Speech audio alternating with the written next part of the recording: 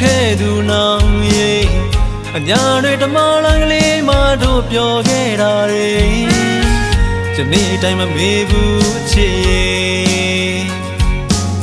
ဆိုင်ကလေးပေးတဲ့ဖက်ရှင်စီမုံရွာမြို့လာပါရကြကိုချစ်တော်နောင်နဲ့တစ်ချိန်မှလေးအချစ်ကြုံများတွင်ညီခဲ့တယ်လို့တို့နှစ်ဦးတူပြုံးမဝေဘူးရဲ့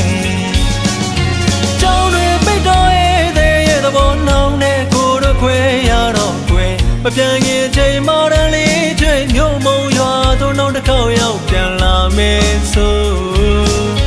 ဒီလူမပြန်တွေ့လို့မိတာရဲ့နှစ်ယောက်တော့သူသွားဘူးတဲ့ကြောက်ကလန်းကိုပြန်ရောက်တော့လေတယောက်တည်းခြေခွဲနောင်တော့မသိနိုင်မေ